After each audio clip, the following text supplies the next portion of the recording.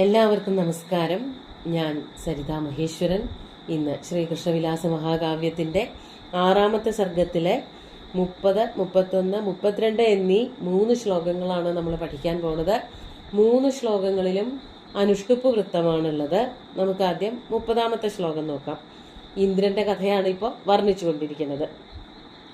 അലക്ഷ്യത സഹസ്രാക്ഷോ ലോചനൈ ക്രോധപാടലൈ വിശ്വജ്വലിതദാവാഗ്നി മഹാനിവ മഹീധര. ആദ്യം പദച്ഛേദം പറയാം. അലക്ഷ്യത സഹസ്രാക്ഷ ലോചനൈഃ ക്രോധപാടലൈഃ വിശ്വജ്വലിതദാവാഗ്നി മഹാൻ ഇവ മഹീധര. ഇവിടെ ഇന്ദ്രൻ എങ്ങനെയാണ് സുധർമ്മയിൽ കാണപ്പെട്ടത്, അതീവ ക്രുദ്ധനായിട്ടുള്ള ഇന്ദ്രന്റെ വർണ്ണനയാണ് കവി നടത്തുന്നത്. ഒരു ഉപമാലങ്കാരമെന്നോ ഉത്പ്രേക്ഷാലങ്കാരമെന്നോ ഒക്കെ വേണമെങ്കിൽ പറയാം. വളരെ സുന്ദരമായിട്ടുള്ള ഒരു വർണ്ണന. ക്രോധപാടലൈഃ ലോചനൈഃ സഹസ്രാക്ഷ. ക്രോധപാടലൈഃ, ക്രോധം എന്ന് പറഞ്ഞാൽ ദേഷ്യം. ദേഷ്യം വന്ന് ചുമന്ന, അതാണ് പാടലൈഃ. ചുവന്ന് കലങ്ങിയ, ദേഷ്യം വരുമ്പോൾ കണ്ണ് കലങ്ങും. അങ്ങനെ കലങ്ങിയ കണ്ണുകളോടുകൂടിയ ക്രോധപാടലൈഃ ലോചനൈഃ, ചുവന്ന് തുടുത്ത കണ്ണുകളോടുകൂടിയ ആ സഹസ്രാക്ഷൻ. അവിടെ സഹസ്രാക്ഷൻ എന്ന് പ്രത്യേകം എടുത്തു പറഞ്ഞത് മറ്റൊരു കാര്യത്തിന് കൂടിയിട്ടാണ്. സഹസ്രം അക്ഷീണി യസ്യ സഹ സഹസ്രാക്ഷ. 1000 കണ്ണുള്ളവനാണ് ഇന്ദ്രൻ എന്നല്ല ഇവിടെ പറഞ്ഞത്. 1000 കണ്ണുള്ള ആ ഇന്ദ്രൻ എങ്ങനെയാണ് ശോഭിച്ചത്, എങ്ങനെ നോക്കുന്നവർക്ക് എന്തൊരു പ്രതീതിയാണ് ഉണ്ടാക്കിയത് എന്ന് പറയാണ്. വിശ്വജ്വലിതദാവാഗ്നി മഹാൻ മഹീധര ഇവ അലക്ഷ്യത. വിശ്വജ്വലിതദാവാഗ്നി. വിശ്വക് എന്ന് പറഞ്ഞാൽ ചുറ്റും, ജ്വലിതം തിളങ്ങി നിൽക്കുന്ന, ജ്വലിച്ചു നിൽക്കുന്നതായ, ദാവാഗ്നി കാട്ടുതീയ്, ചുറ്റും ഇങ്ങനെ കത്തിപ്പടരുന്ന കാട്ടുതീയോടുകൂടിയ മഹാൻ മഹീധര ഇവ. മഹാൻ എന്ന് പറഞ്ഞാൽ നല്ല വലിപ്പമുള്ളതായ മഹീധര, ഒരു പർവ്വതം എന്നതുപോലെ അലക്ഷ്യത കാണപ്പെട്ടു. ജനൈഹി അമരൈഹി ദൃഷ്ട. അമരന്മാരാൽ ദേവന്മാരാൽ ഇപ്രകാരം കാണപ്പെട്ടു എന്നാണ് പറയണത്. ഇന്ദ്രനെ നോക്കിയപ്പോൾ ഇന്ദ്രന്റെ കണ്ണൊക്കെ കലങ്ങിയിരിക്കുന്നു. ഇന്ദ്രന്റെ കണ്ണ് മുഖത്ത് മാത്രമൊന്നുമല്ല, 1000 കണ്ണുകൾ ശരീരത്തിൽ ആകമാനമുണ്ട് എന്ന് ആദ്യം തന്നെ പറഞ്ഞുവല്ലോ. ആ കണ്ണുകളൊക്കെ ഇങ്ങനെ ദേഷ്യം വന്ന് ജ്വലിക്കുന്നത് കണ്ടപ്പോൾ കാണുന്നവർക്ക് എന്താണ് തോന്നിയത്? ശരീരമാസകലം കണ്ണുകളിൽ ഇങ്ങനെ ചുമന്നു നിൽക്കുകയാണ്. കാണുമ്പോൾ പറയുമ്പോൾ നമുക്കൊരു വല്ലാത്തൊരവസ്ഥ തോന്നുമെങ്കിലും ആ വർണ്ണന കൊണ്ടെത്തിക്കുന്നതിനൊരു ഭംഗി തോന്നി. ശരീരമാസകലം തീ പിടിച്ചതുപോലെ, അത്രയും വിചാരിച്ചാൽ മതി. അങ്ങനെ ആ തീ പിടിച്ച് നിൽക്കുന്നത്, ഇന്ദ്രൻ ഇങ്ങനെ ദേഷ്യപ്പെട്ട് നിൽക്കുന്നത് കണ്ടാൽ ഒരു പർവ്വതത്തില് ദൂരെ നിന്ന് നോക്കുമ്പോൾ ഒരു പർവ്വതം മുഴുവനും ഇങ്ങനെ കാട്ടുതീയ പടർന്നു പിടിച്ചതുപോലെ തോന്നും. അത്രയ്ക്ക് ക്രുദ്ധനായിരുന്നു ഇന്ദ്രൻ. ശരീരം മുഴുവനും ദേഷ്യം കൊണ്ടങ്ങനെ തീയും പുകയും വമിക്കുന്നത് പോലെ തോന്നി. അതുകൊണ്ട് തന്നെ വലിയൊരു പർവ്വതം തീപിടിച്ച് നിൽക്കുന്നത് പോലെയാണ് കണ്ടപ്പോൾ തോന്നിയത്. ജനങ്ങൾ അങ്ങനെയാണ് ഇന്ദ്രനെ കണ്ടത് എന്ന്. അപ്പോൾ ഒരു പർവ്വതം പോലെയാണ് ഇന്ദ്രൻ എന്ന് പറഞ്ഞത് കൊണ്ടാണ് അവിടെ ഉപമാലങ്കാരാണെന്ന് പറഞ്ഞത്. പർവ്വതത്തെ പോലെ തോന്നിച്ചുവോ ജനങ്ങൾക്ക് എന്നുള്ളത് കൊണ്ടാണ് അവിടെ ഉത്പ്രേക്ഷാലങ്കാരവും വന്നത്. നമുക്ക് 31ാമത്തെ ശ്ലോകം നോക്കാം. കോപകമ്പിത കോടീരരത്നാം ശുക്ലപിതാധര പാണിനാ പാണിമാഹത്യ പ്രഹസൻ വ്യാജഹാരസ. ഇവിടെ സംസ്കൃത ശ്ലോകത്തില് സഹ എന്ന് തന്നെ എഴുതിയിട്ടുണ്ട്. അവിടെ വിസർഗേ വേണ്ടു. സഹ എന്നുള്ളത് കൂടെ എന്നുള്ള അർത്ഥത്തിലാണ്, അതല്ല ഉദ്ദേശിക്കുന്നത്. വ്യാഖ്യാനത്തിൽ സ ഇന്ദ്ര എന്ന് പറയുന്നുണ്ട്. അർത്ഥം വെച്ച് നോക്കിയാൽ അത് മനസ്സിലാക്കാൻ പറ്റും. അക്ഷരത്തെറ്റാണ്. നമുക്ക് ആദ്യം പദങ്ങൾ ഏതൊക്കെയാണ്, പദച്ഛേദം എന്താണെന്ന് നോക്കാം. കോപകമ്പിത കോടീരരത്നാം ശുക്ലപിതാധര പാണിന പാണിം ആഹത്യ പ്രഹസൻ വ്യാജഹാര സ. ആ ഇന്ദ്രൻ എന്താണ് ചെയ്തത് എന്ന് പറയാണ്. ഇന്ദ്രന്റെ വിശേഷണമാണ് ആദ്യത്തെ വരി. കോപകമ്പിത കോടീരരത്നാം ശുക്ലപിതാധര. കോപം, ദേഷ്യം. ദേഷ്യം വന്നതുകൊണ്ട് കമ്പിതമായ, കുലുങ്ങുന്നതായ, ദേഷ്യം വന്ന് വിറയ്ക്കുകയാണ്, വിറയ്ക്കുന്നതായ കോടീരം. കോടീരം എന്ന് പറഞ്ഞാൽ മുകുടം, അതായത് കിരീടം. ആ കിരീടത്തിന്റെ രത്നം, കിരീടത്തിലെ രത്നങ്ങളൊക്കെ, അതായത് രത്നങ്ങളൊക്കെ ഇങ്ങനെ ചെറിയ ചെറിയ അലുക്കുകൾ പോലെ തൂങ്ങി കിടക്കുന്നുണ്ടാവും. അതൊക്കെ ഇങ്ങനെ വിറയ്ക്കുന്നുണ്ട്.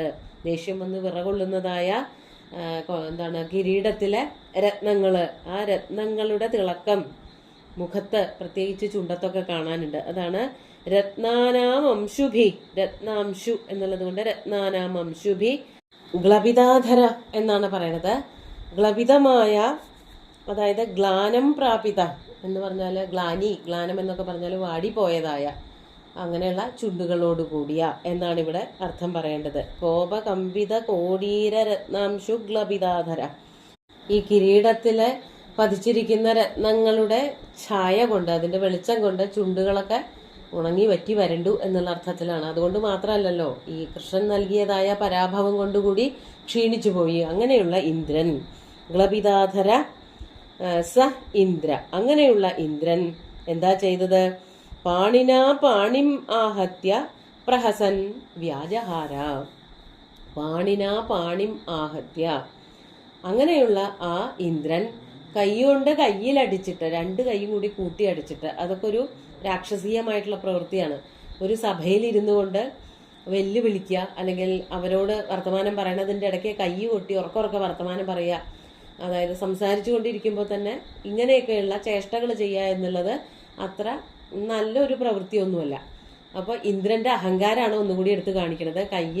കൈ കൊണ്ട് കയ്യിലടിച്ചിട്ട് ഉറക്കുറക്കെ കൈകൊട്ടി ശബ്ദമുണ്ടാക്കിക്കൊണ്ട് അഹങ്കാരത്തോടുകൂടി ചിരിച്ചുകൊണ്ട്, പ്രഹസൻ എന്ന് പറയുന്നത് പുച്ഛവും അഹങ്കാരവും കലർന്ന ചിരിയാണ്. അങ്ങനെ ചിരിച്ചുകൊണ്ട് ഉറക്ക ഒച്ചിട്ടുകൊണ്ട് അങ്ങനെ സംസാരിക്കുന്നത് തന്നെ ഒരു നല്ല ലക്ഷണമല്ല. ദേവന്മാരുടെ സ്വഭാവമല്ല, മനുഷ്യരുടെ സ്വഭാവമല്ല, അത് രാക്ഷസന്മാരുടെ സ്വഭാവമൊക്കെ ആയിട്ടാണ് പറയുക. ഉറക്കെ തലയിട്ട് കുലുക്കി വർത്തമാനം പറയാൻ, ചിരിക്കുക തുടങ്ങിയിട്ടുള്ളത്. അപ്പൊ അങ്ങനെ മന്ദസ്മിതമൊന്നുമല്ല, അലറി ചിരിച്ചുകൊണ്ടാണ്. പ്രഹസൻ പ്രകർഷേണ ഹസൻ വ്യാജഹാര, വ്യാജഹാര ഇങ്ങനെ പറയാൻ തുടങ്ങി. കൂടെ ഇരിക്കുന്ന ആ സഭയിലിരിക്കുന്ന ദേവന്മാരോടൊക്കെ കൂടിയിട്ട് ഇപ്രകാരം പറഞ്ഞു. അത് സന്തോഷമൊന്നുമല്ല, ഉറക്കെ ചിരിച്ച് കൈയടിക്കുക എന്നുള്ളത് കൊണ്ട് പ്രത്യേകിച്ച് സന്തോഷമായിട്ടുള്ള വാർത്തയൊന്നുമല്ല പറയാൻ പോണത്. കണ്ടോ അവന്റെ ഒരു ധാർഷ്ട്യം, ആ അഹഹധാർഷ്ട്യമമുഷ്യവട്ടോ എന്ന് നാരായണീയത്തിൽ പറഞ്ഞ പോലെ ആ ചെറിയ ചെക്കൻ്റെ ഒരു ധാർഷ്ട്യം കണ്ടില്ലേ എന്ന് പറയാനാണ് പുറപ്പെടുന്നത്. അവനൊക്കെ എൻ്റെ ഒരു ചെറുവിരൽ അനക്കാനുള്ളത് പോലും ഇല്ല എന്നുള്ളത് ഒന്ന് സൂചിപ്പിക്കാൻ വേണ്ടിയിട്ടാണ് ഇത്രയ്ക്കും അഹങ്കാരത്തോടു കൂടിയ ഒരു ഇന്ദ്രന്റെ വർണ്ണന സുകുമാരകവി നടത്തിയത്. നമുക്ക് അടുത്ത ശ്ലോകം കൂടി നോക്കാം. സുരാഃ പശ്യത കൃഷ്ണസ്യ ദുർവിദഗ്ധസ്യ ചേഷ്ടിതം പ്രവൃത്തം വാരയാമാസ യന്മദീയം മഹോത്സവം. നമുക്ക് ആദ്യം പദച്ഛേദം നോക്കാം. സുരാഃ പശ്യത കൃഷ്ണസ്യ ദുർവിദഗ്ധസ്യ ചേഷ്ടിതം പ്രവൃത്തം വാരയാമാസ യത് മദീയം. അത് ഒറ്റ വാക്ക് തന്നെയാണ്. യന്മദീയം മഹോത്സവം. പദച്ഛേദമൊന്നുമില്ല, പദങ്ങൾ മാത്രമേ ഉള്ളൂ. ഇവിടെ ദുർവിദഗ്ധസ്യ എന്നുള്ളത് സംസ്കൃതത്തിൽ എഴുതിയിരിക്കുന്നത് അക്ഷരത്തെറ്റുണ്ട്. വിദഗ്ധൻ എന്നുള്ളതിൽ ഥ എന്നുള്ള അക്ഷരം സംസ്കൃതത്തിൽ കൊടുത്തിരിക്കുന്നത് രണ്ടാമത്തെയാണ്. വേണ്ടത് നാലാമത്തെ അക്ഷരമാണ്. അതായത് ഘോഷമാണ് വേണ്ടത്, അതിന് പകരം അധികരമാണ് കൊടുത്തിരിക്കുന്നത്. ത ഥ ദ ധയാണ് വേണ്ടത്. ദുർവിദഗ്ധൻ, വേണ്ടാത്ത കാര്യങ്ങളിൽ നല്ല വൈദഗ്ധ്യം കാണിക്കുന്നവനെയാണ് ദുർവിദഗ്ധൻ എന്ന് പറയുന്നത്. അതായത് കുത്തിത്തിരിപ്പ് ഉണ്ടാക്കുക, ഏഷണി ഉണ്ടാക്കുക, തമ്മിൽ തല്ലുപിടിക്കുക, അങ്ങനെയൊക്കെയുള്ള വിഷയങ്ങളിൽ നല്ല വൈദഗ്ധ്യമുള്ളവൻ, അതാണ് കൃഷ്ണന്റെ പണി. അതാണ് പറയണത്. ദുർവിദഗ്ധസ്യ കൃഷ്ണസ്യ ചേഷ്ടിതം പശ്യത. ഹേ സുരാഹ, അല്ലയോ ദേവന്മാരെ, നിങ്ങളൊന്ന് കാണൂ, നിങ്ങളൊന്ന് നോക്കൂ. എന്താണ് കാണുന്നത്? ദുർവിദഗ്ധസ്യ കൃഷ്ണസ്യ ചേഷ്ടിതം പശ്യത. ആ കൊള്ളരുതാത്തവനായിട്ടുള്ള ചീത്തപ്രവൃത്തികൾ മാത്രം ചെയ്തുകൊണ്ടിരിക്കുന്നവനായ കൃഷ്ണന്റെ ചീത്തത്വം നോക്കൂ. അയാൾ ചെയ്തതായിട്ടുള്ള പ്രവൃത്തികളൊക്കെ ഒന്ന് നോക്കൂ, നിരീക്ഷിക്കൂ. എന്താ ഇപ്പൊ ചെയ്തിരിക്കണത് എന്നുള്ളത് മനസ്സിലാക്കൂ. നോക്കൂ എന്നുള്ളത് കൊണ്ട് മനസ്സിലാക്കൂ എന്നർത്ഥം. എന്താണ് ചെയ്തത്? ശ്രീകൃഷ്ണൻ ചെയ്തത് എന്താണ് മനസ്സിലായിട്ടില്ല എങ്കിൽ ഒന്നുകൂടി എടുത്തു പറയാണ്. യന്മദീയം പ്രവൃത്തം മഹോത്സവം സഹ വാരയാമാസ. യന്മദീയം പ്രവൃത്തം മഹോത്സവം, എനിക്ക് വേണ്ടി പുറപ്പെട്ടതായ, ആരംഭിച്ചതായ, പ്രവൃത്തം യന്മദീയം മഹോത്സവം, അങ്ങനെ പറയാം. യാഗം എനിക്ക് വേണ്ടിയിട്ട് തുടങ്ങി വെച്ചതായിരുന്നു. ആരാണ് തുടങ്ങി വെച്ചത്? അമ്പാടിയിലെ ഗോകുലവാസികളൊക്കെ കൂടിയിട്ട്, നന്ദഗോപുരം അടക്കമുള്ള എല്ലാ ഗോപന്മാരും ചേർന്നിട്ട് എനിക്ക് വേണ്ടിയിട്ടൊരു യാഗം മഹോത്സവത്തോട് കൂടിയിട്ട് വളരെ ആഘോഷമായിട്ട് ചെയ്തു തീർക്കാൻ വേണ്ടിയിട്ട് പുറപ്പെട്ടതാണ്. അതാണ് പ്രവൃത്തം യത് മദീയം മഹോത്സവം. എന്നെ ആരാധിക്കാൻ വേണ്ടിയിട്ട് ഗോകുലവാസികൾ എല്ലാവരും ചേർന്ന് തുടങ്ങാനിരുന്നതായ മഹോത്സവമുണ്ടല്ലോ, യാഗം, അത് ആ കൃഷ്ണൻ ചെന്ന് തടഞ്ഞു. സഹ വാരയാമാസ, സ കൃഷ്ണ വാരയാമാസ. അതാണ് അവൻ പോയി തടഞ്ഞിരിക്കുന്നത്. അത്ര നല്ല പ്രവൃത്തിയൊന്നുമല്ല കൃഷ്ണൻ ചെയ്തിരിക്കുന്നത്. അവനൊരു ധാർഷ്ട്യമുള്ള ഒരു ശിശുവാണ് എന്നാണ് ഇന്ദ്രൻ പറയാൻ പുറപ്പെടുന്നത്. അതൊക്കെ അടുത്ത ശ്ലോകത്തിൽ ഇന്ദ്രൻ എന്തൊക്കെയാണ് വെല്ലുവിളിക്കുന്നത് എന്നുള്ളത് കാണാം. ഇപ്പോൾ ഈ 3 ശ്ലോകങ്ങളും ഒന്നുകൂടി നമുക്ക് ചൊല്ലി നോക്കാം. അലക്ഷ്യത സഹസ്രാക്ഷോ ലോചനൈഃ ക്രോധപാടലൈഃ വിശ്വജ്വലിതദാവാഗ്നി മഹാനിവ മഹീധര കോപകമ്പിതകോടീരരത്നം ശുക്ലപിതാധര പാണിനാ പാണിമാഹത്യ പ്രഹസൻ വ്യാജഹാരസ സുരാഃ പശ്യത കൃഷ്ണസ്യ ദുർവിദഗ്ധസ്യ ചേഷ്ടിതം പ്രവൃത്തം വാരയാമാസ യന്മദീയം മഹോത്സവം. ഓരോ വരിയും ഇന്ദ്രന്റെ അഹങ്കാരത്തിനെ നന്നായിട്ട് വെളിപ്പെടുത്തുന്നതാണ്. സുന്ദരമായിട്ടുള്ള 3 ശ്ലോകങ്ങളും ഭഗവാന്റെ കാൽക്കൽ അർപ്പിച്ചുകൊണ്ട് ഗുരുവായൂരപ്പനെ സാഷ്ടാംഗം നമസ്കരിച്ചുകൊണ്ട് എല്ലാവർക്കും ശുഭദിനം നേർന്നു നിർത്തട്ടെ. നന്ദി.